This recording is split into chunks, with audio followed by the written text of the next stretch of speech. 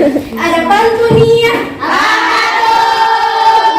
Daun serai memang menarik. Tapi daun salam lebih banyak manfaatnya.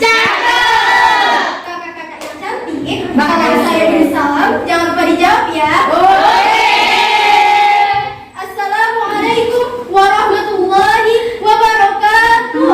Waalaikumsalam warahmatullahi wabarakatuh. Selamat pagi dan salam sejahtera untuk kita semua. Yang pertama dan paling utama, marilah kita panjatkan puja dan puji syukur kehadirat Allah Subhanahu wa taala yang dimana atas nikmat dan karunia-Nya lah kita dapat berkumpul di tempat yang insyaallah penuh berkah ini. Amin. Salawat serta salam kita haturkan kepada Nabi seluruh alam, yaitu Nabi Muhammad sallallahu alaihi wasallam. Allahumma shalli wa sallim wa barik alaihi. Semoga kita selalu mendapatkan syafaat dari beliau hingga akhir zaman. Amin. Sebelumnya saya ingin mengucapkan terima kasih kepada teman-teman yang bersedia untuk mendengarkan pidato saya mengenai kasus pelecehan seksual. Wahai teman-temanku yang senasib dan seperjuangan, tahukah kalian bahwa 8 dari 10 wanita yang ada di Indonesia pernah mengalami kasus pelecehan seksual? Kata pelecehan seksual sudah tidak asing lagi di telinga kita, bukan?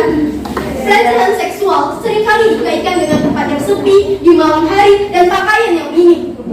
Namun, pada kenyataannya, pelecehan seksual seringkali terjadi di tempat umum, seperti di jalan, transportasi umum, bahkan di tempat kita menuntut ilmu sekarang ini, yaitu di sekolah ataupun kampus. Pelecehan seksual bisa saja terjadi. Selain itu, menurut beberapa kasus sebelumnya, pelecehan seksual terjadi pada siang hari dibanding malam hari. Bahkan, para wanita yang sudah menutup aurat dari atas sampai bawah juga tidak luput dari kasus pelecehan seksual ini. Teman-teman yang saya banggakan, perlu kita ketahui bahwa bentuk dari pelecehan seksual ini tidak hanya tentang berhubungan seks, melainkan catcalling, stalking, ataupun membicarakan hal yang tidak pantas juga termasuk ke dalam pelecehan seksual. Lalu tentang pelaku pelecehan seksual itu dibagi menjadi dua, yaitu orang asing dan orang yang kita kenal atau orang yang terdekat.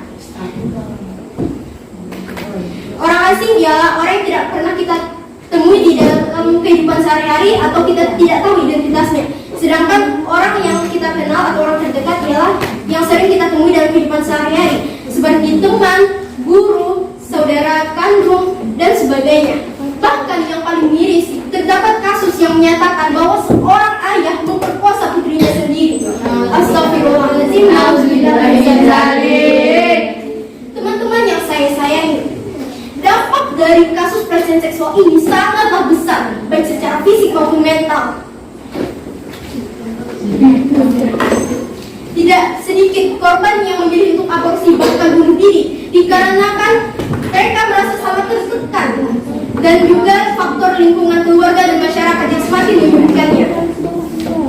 Menurut Najwa Shihab, cara untuk melindungi korban pelecehan seksual itu ada 5D, yaitu ditegur, dialihkan, dilaporkan, divideokan, dan juga ditenangkan. Namun ada hal yang harus kita perhatikan ketika ingin melindungi si korban, yaitu kita harus melihat kondisi yang tepat supaya keadaan tidak berbalik ke kita atau malah memperparah si korban. Baik, sekian pidato yang dapat saya sampaikan. Baik, kesimpulan yang dapat kita ambil dari pidato ini adalah selalu bersiap siaga dimanapun kita berada dan juga saling melindungi antar sesama. Serta janganlah kalian para wanita memberikan mahkota terindah kalian kepada laki-laki yang belum halal, yang katanya dilakukan atas nama cinta. Padahal ungkapan cinta tanpa ikatan yang sah hanyalah omong kosong belaka.